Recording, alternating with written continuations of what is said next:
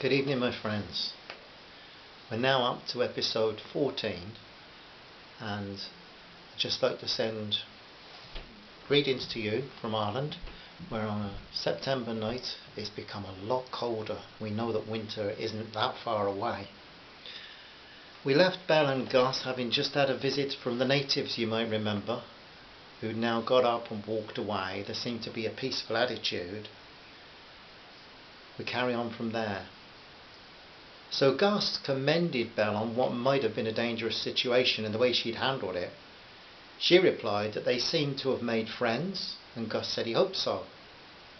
Well, Belle said, I don't mind trying their food. Monkey might not be on the British or German diet, but I'll try cooking it.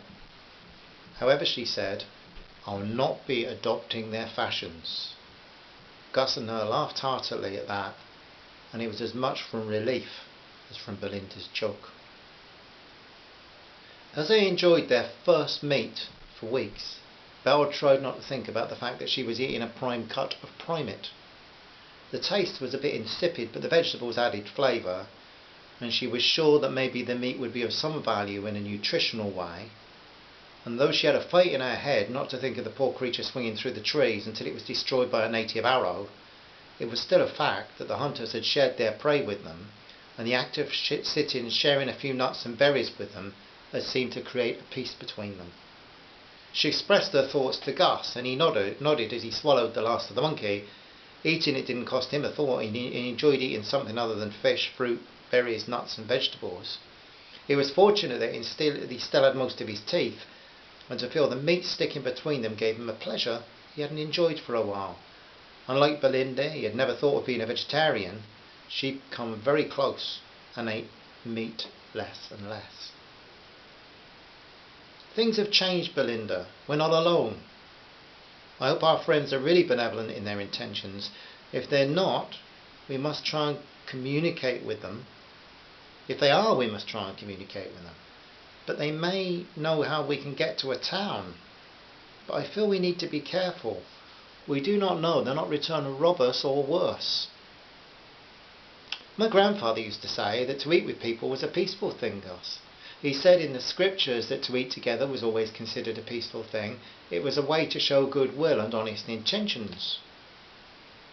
Probably true, Belle, but my father told me about the time early in World War I, when soldiers from my country and yours had a Christmas truce, shared food, sang, played football and treated each other with dignity and respect. Showed each other family photographs. But the generals soon had them shooting at each other again, and probably a high percentage of those men who'd partied together on both sides died right there in those trenches. I hope that when your native friends return to their village, their generals have more sense and compassion than yours or mine had then.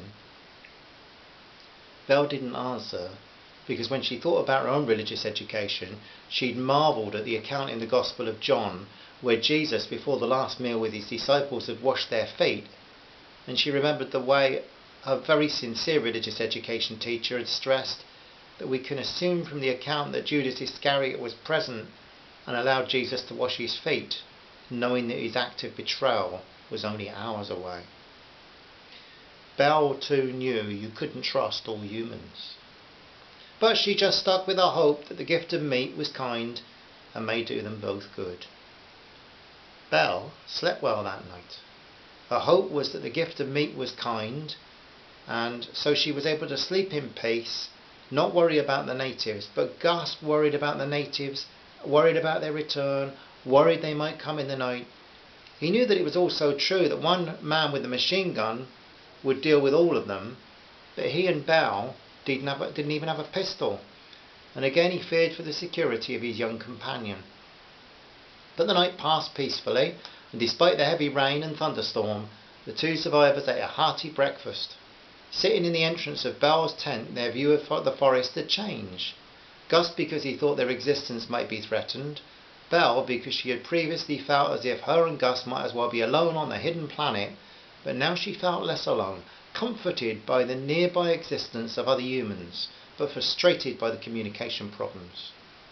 She had always found other cultures of interest, and she never thought that Western civilization was necessarily more value than a different one. What interested Belle most was justice. Not so much criminal justice, but more social justice. Who cared for the poor, the elderly, the orphaned, the sick?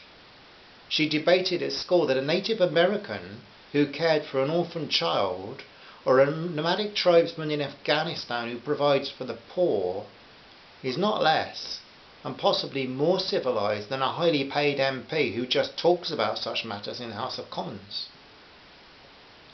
3 days passed, and the rain was past too.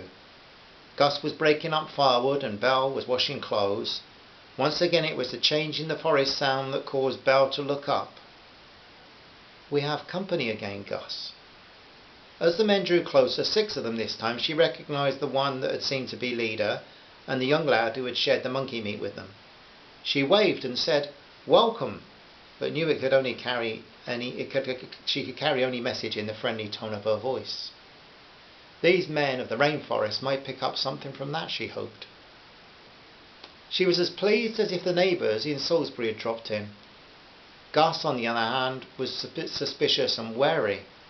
The men were obviously hunting again, but dropped their weapons in a heap, which helped Gus to feel more relaxed. As Belle gestured, they sat seated around the camp, all full of smiles, and one man Belle was sure she'd not seen before watched her with great interest, and as she brought them snacks of nuts and berries, he touched her hand with his forefinger. She didn't draw away, and he rubbed the back of her hand. It occurred to her that this middle-aged, brown-skinned man with a teethy smile may never have looked or touched a white person before. Belle, feeling fairly comfortable, sat down between this older man and the young man who had shared food before. Gus sat down too, but he did not have a clue how to handle things, but just followed the girl's lead. Belle remembered a book she'd read once about the deaf. In a chapter about the development of British Sign Language, it had emphasised the importance of facial expression. She didn't know British Sign Language, but it would be no use here anyway. However, signs, gestures and facial expressions might make some way to communicate possible. She thought it best to try the older man first, and next to him was the one who had appeared to be leader. She tapped the older man on the hand gently, then gestured, moving her hand to herself. "Belle," she said. All eyes turned toward her. "Belle," she repeated, moving her hand toward her chest. One of the men pointed at her and said, "Belle." Belle nodded her head and smiled. Then she pointed to the old German. "Gus," she said. "Gus." By now the different tribe members were saying Gus and Belle. Then everyone, including a slightly more relaxed Gustav, laughed much. Belle tried something else. She put her hand to her mouth as if putting food in it, made a chewing mouth pattern, and then rubbed her stomach and looked pleased. The men laughed again, and the chief one said something in a cheery voice, and they all laughed more loudly, and one of the men reached into a pouch and took out another dead monkey. Belle tried not to look upset. She just hoped that these primates were as common here as wood pigeons were at home. It would be very ironic, in view of her strong environmental instincts, if the presence of meat turned out to be an endangered species. The young man who'd given her the first monkey picked the carcass up and skinned it on a stone nearby. Belle said, "Thank you," and hoped the smile carried the message of the words, because they wouldn't. She asked Gus if he would collect a camera from the utility room, and he came back with the surviving Polaroid he'd rescued. Belle took a quick picture of their guests, and the whirring sound of the ejected image caught the attention of all. After a couple of minutes, Belle peeled the paper off the photograph, and the men were amazed by the image of themselves. 2 of the men were rather afraid of the picture and the camera, but the older man held the picture and his eyes widened and he laughed loudly, a cackling laugh, and that made everyone else laugh. Belle gave him the camera and showed him the way to use it. He pointed to the camera, pointing it to Gus, and then the tribesman, and pressed the shutter.